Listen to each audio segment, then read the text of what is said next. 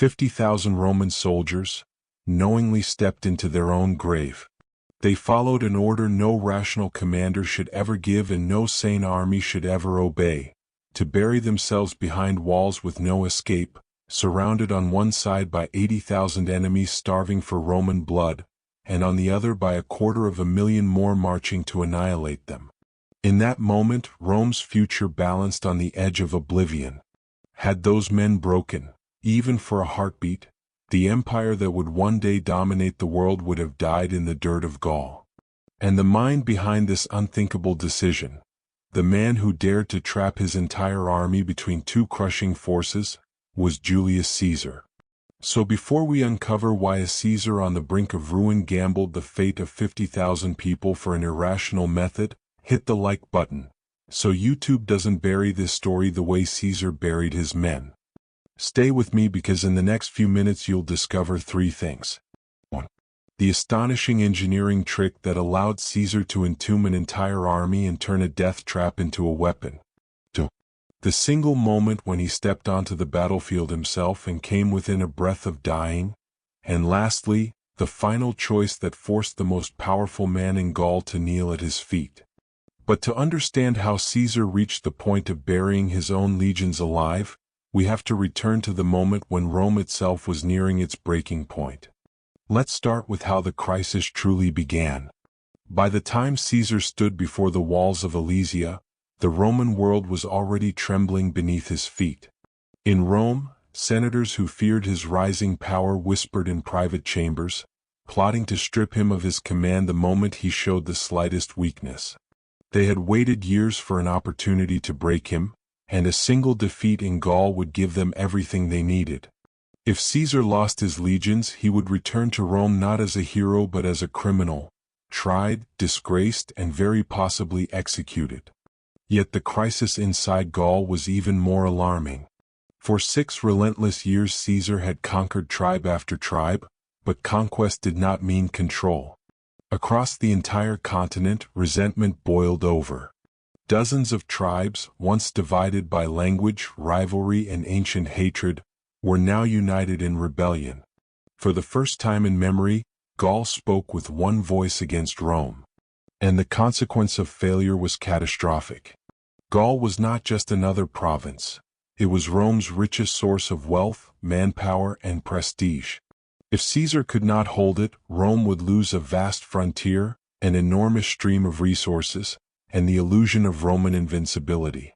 Everything he had built, his career, his alliances, his reputation, rested on the outcome of this single campaign. A defeat here meant political ruin. Annihilation of his legions meant personal ruin. And a liberated Gaul meant a permanent stain on Roman power from which the Republic might never recover. This was not merely a military campaign. It was a struggle for Caesar's future, Rome's future, and the future of the world that would come after them. Every step he took in Gaul carried the weight of civilizations. But the real danger wasn't the Gauls, it was Caesar's own decision.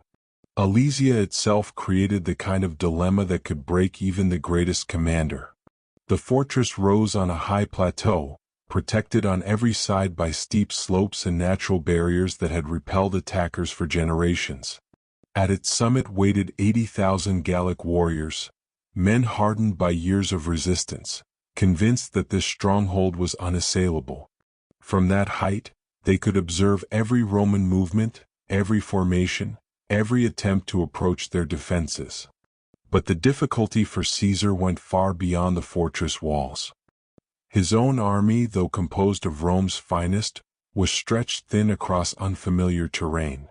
10 legions were scattered among hills, river valleys, ridges, and steep inclines that made coordination slow and communication fragile. The landscape itself worked against the Roman formations that relied on precision and unity. Yet even this was not the worst of it. Reports soon reached Caesar that a vast relief force, an army gathered from nearly every tribe in Gaul, was marching toward Alesia.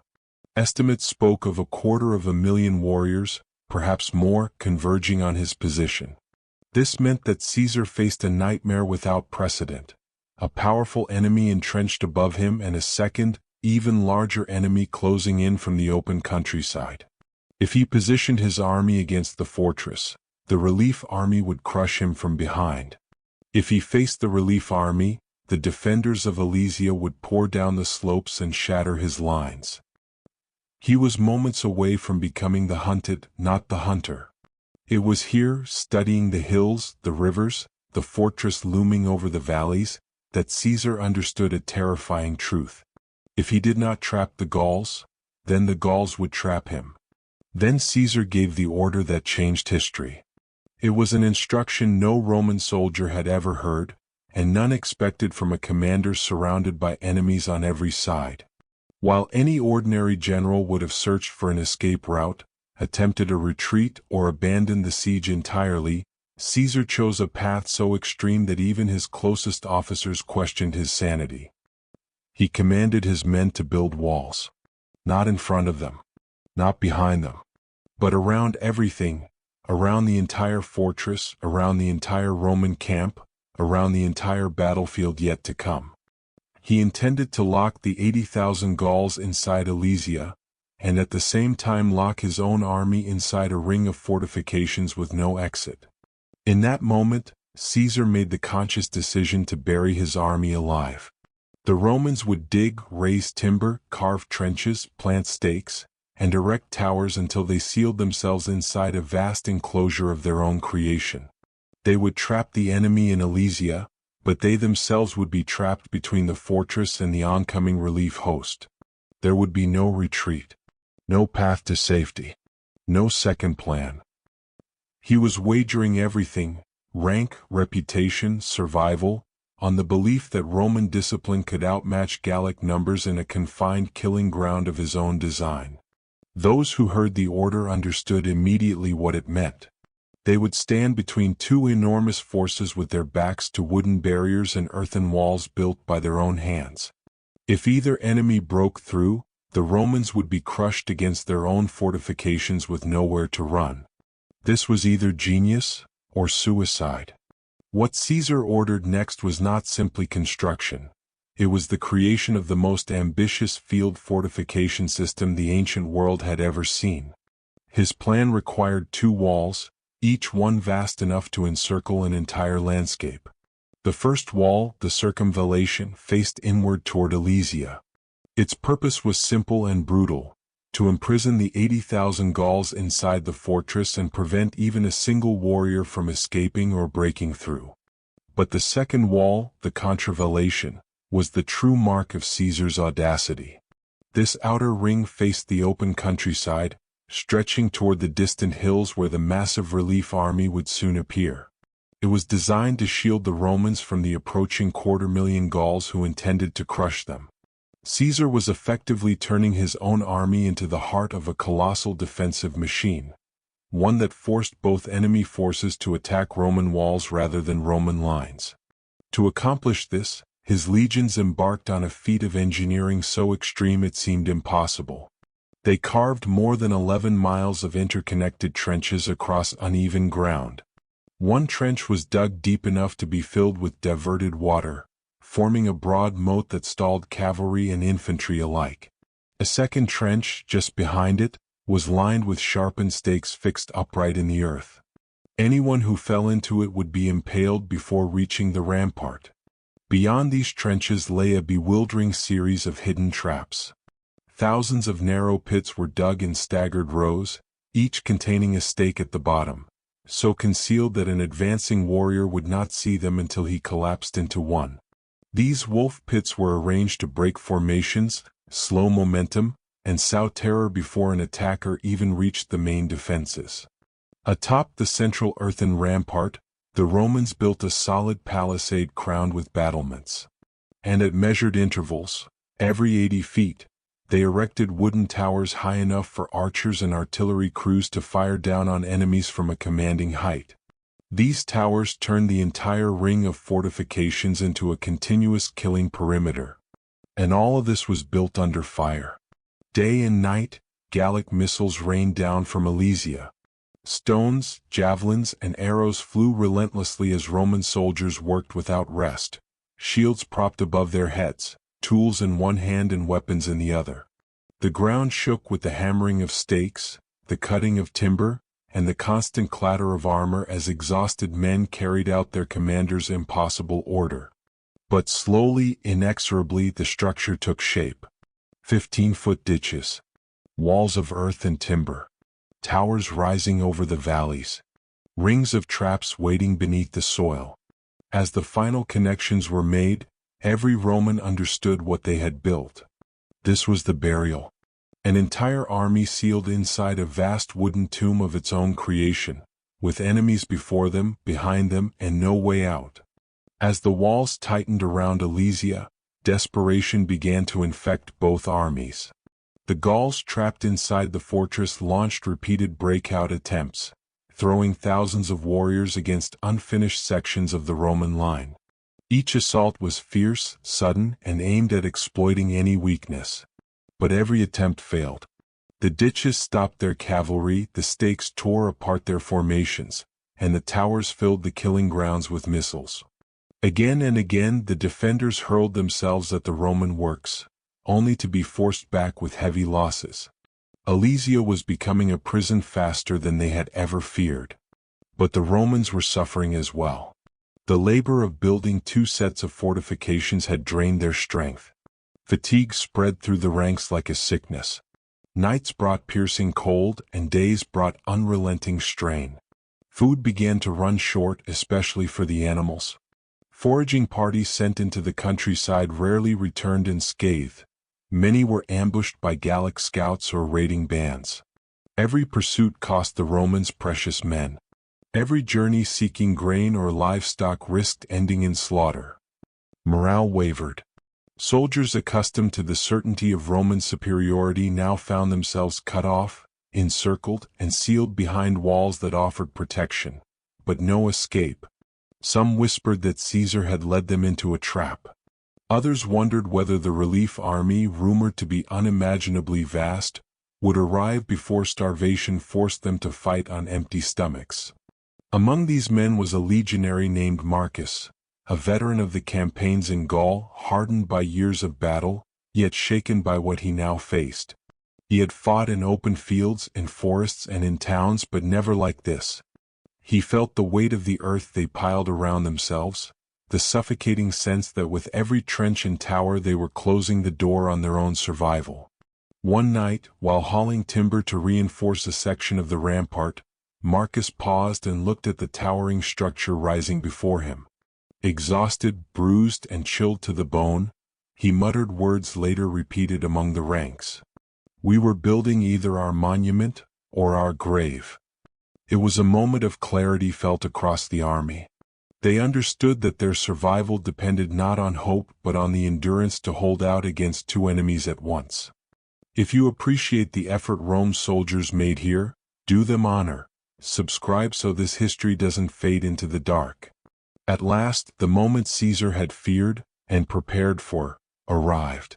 Scouts rushed into camp with urgent reports, their faces pale with dust and dread. The relief army was no longer a rumor or a distant threat. It was here. Soon the sounds reached the Romans themselves. Horns echoing across the valleys. Rhythmic war cries rolling like thunder. The distant tremor of tens of thousands of feet striking the earth in unison. Men climbed the ramparts and peered toward the horizon. And then they saw it. A vast cloud of dust rising from the plains.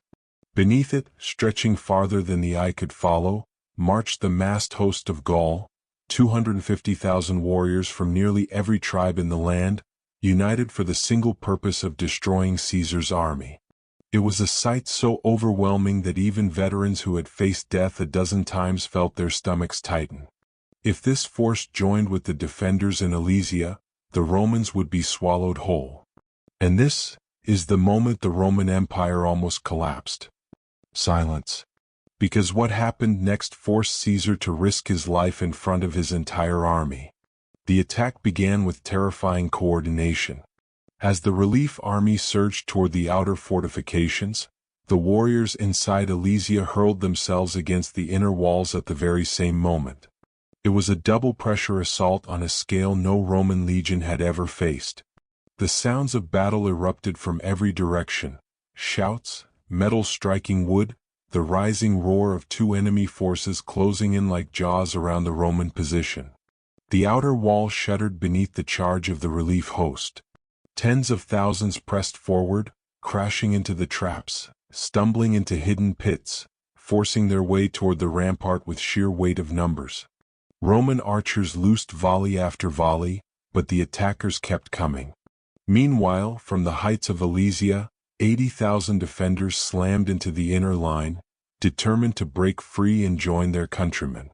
The Romans were fighting a siege in both directions at once.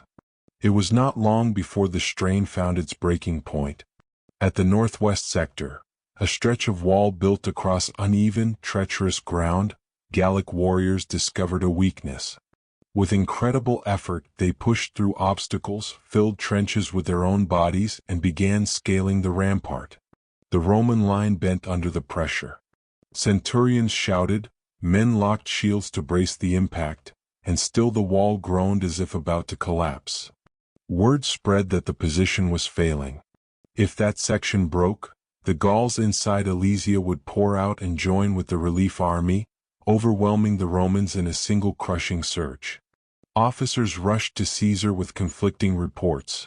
The wall was holding, the wall was collapsing, reinforcements were needed, reserves were already exhausted. The situation was slipping beyond control. And then Caesar acted. He donned his crimson commander's cloak, the unmistakable symbol that marked him out on every battlefield, mounted his horse and rode directly toward the failing line. He chose not to command from a distance nor rely on messengers. He chose to be seen. As he reached the northwest sector, surrounded by exhausted, bloodied legionaries struggling to stand their ground, his presence cut through the chaos like a blade. Men who had been moments from retreat found new strength. They saw their general, marked in scarlet, riding into the heart of the crisis without hesitation. Officers straightened. Soldiers who could barely lift their shields raised them again.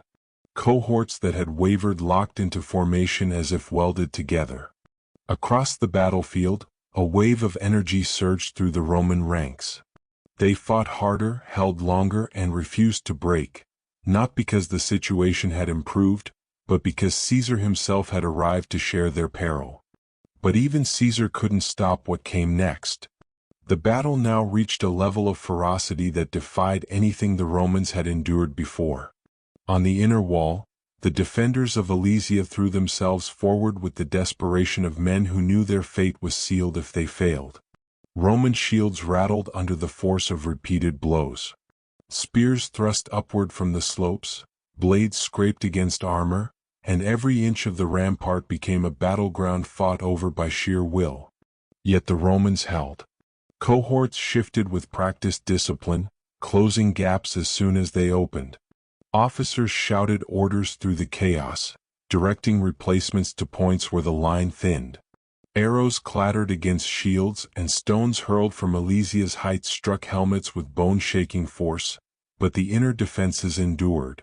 Meanwhile, on the outer wall, the situation became even more chaotic. The relief army pressed harder than ever, forming wave after wave of assault.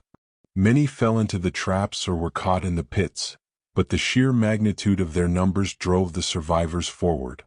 Where the Romans struck down one attacker, two more forced themselves into the gap. It was here that Caesar's cavalry, held in reserve for the decisive moment, finally entered the fray. These auxiliary horsemen, especially the Germanic riders who fought with fearless aggression, executed a bold maneuver around the Roman fortifications. Galloping with ferocious speed, they swept into the flanks of the relief force, disrupting formations and forcing thousands of Gauls to turn and defend themselves against an attack they had never anticipated.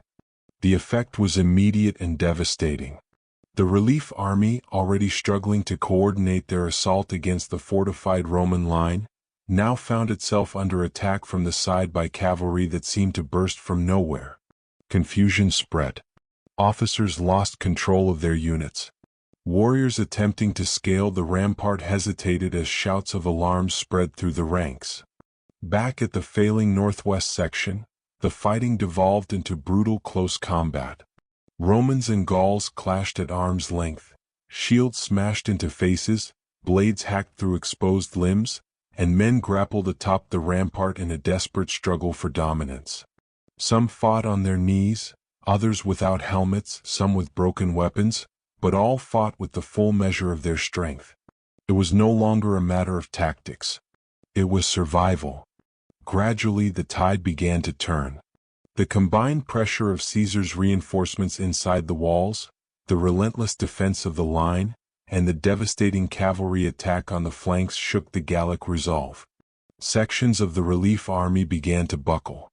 Warriors shouted warnings, pointing to the collapsing flanks. Panic spread faster than orders could counter it. And then, as the Romans pressed forward with renewed fury, the Gallic formations shattered. What had been a coordinated assault dissolved into chaos. Warriors stumbled backward, colliding with those behind them. Officers tried to rally their men, but fear had overtaken discipline. With their dead piled in front of them and cavalry slicing through their flanks, the relief army began to break. A moment later, the break became a rout. Tens of thousands of Gauls turned and fled across the plain. What had been a sea of warriors became a torrent of bodies running in every direction. The Roman cavalry pursued relentlessly, cutting down stragglers and scattering entire tribes in the mist that clung to the valley. Behind them, torches flickered along the fortifications, illuminating the grim aftermath, fallen bodies, shattered shields, splintered spears, and the remnants of a battle that would be remembered for generations. With the relief army in full flight, the battlefield transformed almost instantly. The thunder of war cries gave way to the chaotic rumble of retreating footsteps, the clatter of discarded weapons, the distant shouts of Roman cavalry driving the fugitives farther and farther from the field. What had marched toward Alesia as the greatest united force in Gallic history now dissolved into scattered fragments, each tribe fleeing in panic, each chief struggling to salvage what remained of his warriors. Inside Alesia, the defenders watched the catastrophe unfold. They saw the relief host, their final hope, disappear into the horizon under the pressure of Roman pursuit. The realization swept through the fortress like a cold wind. No reinforcements were coming. No rescue would cut through the Roman walls. They were alone, surrounded, and completely sealed within Caesar's fortifications. Gauls who had fought with relentless fury only hours earlier now stood in stunned silence. The slopes around their walls were littered with the bodies of those who had attempted to break free. Their food stores were nearly gone. Their wounded lay everywhere. And beyond the trenches and towers, the Roman lines stood unbroken. Caesar understood that the battle was no longer a battle. It was the final act. He ordered his legions to tighten their formation, to seal every point around the fortress, and to prepare for the inevitable surrender. No Roman soldier celebrated. The exhaustion was too deep, the cost too evident, and the weight of what they had achieved too heavy to grasp in the moment. From Caesar's position, one could see the entire scope of the siege, the inner walls trapping the Gauls, the outer walls that had repelled the relief army, and the legions arrayed in silent readiness, closing the circle with impenetrable precision. This is where the fate of Western civilization is sealed. At dawn, the gates of Alesia opened for the final time. No war cries followed, no desperate charge, no last attempt to break free. Instead, a single figure emerged, mounted, armored, and carrying the weight of an entire nation's hopes upon his shoulders. It was Vercingetorix, the man who had done what no Gallic leader before him had accomplished. He had united tribes divided by centuries of rivalry, welded them into a single cause, and brought Rome to the edge of ruin. Now he descended the slope in solemn silence, passing the remnants of the battlefield that had decided the destiny of Gaul. As he approached the Roman lines, he dismounted. He removed his armor, piece by piece, laying aside the symbols of his authority and his defiance. Every movement was deliberate, heavy with meaning. He walked forward alone until he stood before Caesar, who remained seated, expression unreadable, surrounded by the legions that had survived the impossible. Then the Gallic chieftain knelt. It was a moment that captured the turning of an age. The man who united Gaul fell to the man who buried his own army alive to survive. The surrender of Vercingetorix marked more than the end of a siege. It marked the collapse of organized Gallic resistance. One by one, the tribes that had risen in defiance submitted to Roman authority. Within months, Gaul, once a vast mosaic of independent peoples, became a Roman province. Roads, garrisons, and administrators spread across the land that had fought so fiercely to remain free. For Caesar, the victory was nothing short of transformative. No general in Roman history had ever conquered so vast a territory with such audacity and precision. The triumph at Alesia silenced his political enemies, elevated his prestige to unprecedented heights, and cemented his authority over legions who would follow him across any frontier. It granted him the power and fame that would soon bring him into direct conflict with the Roman Senate. The consequences echoed far beyond Gaul. This victory laid the foundation for the chain of events that reshaped the ancient world. Caesar's rising dominance led to the political crisis that erupted into civil war. His triumph paved the way for the rise of his heir, Octavian, later known as Augustus, who transformed the Roman Republic into the Roman Empire. And the Roman Empire, in turn, reshaped Europe for centuries, carrying Latin language, Roman law, and Roman identity across an entire continent. Alesia was not simply a military victory. It was a hinge of history. If Caesar failed at Alesia, there would be no Roman Empire, no Latin languages, no Western Europe as we know it. Sometimes history isn't shaped by victory, but by the moment someone chooses to risk everything. At Alesia, Caesar wagered his life, his army, and the fate of Rome on a plan so reckless that it bordered on madness. Yet it was that very willingness to stand at the edge of disaster that redirected the course of civilization. Empires rise not only from triumph, but from the audacity of individuals who refuse to accept the limits placed before them. If you want YouTube to keep recommending real history, not the watered-down version, like the video, comment, Rome, and subscribe. You keep this knowledge alive, not the algorithm.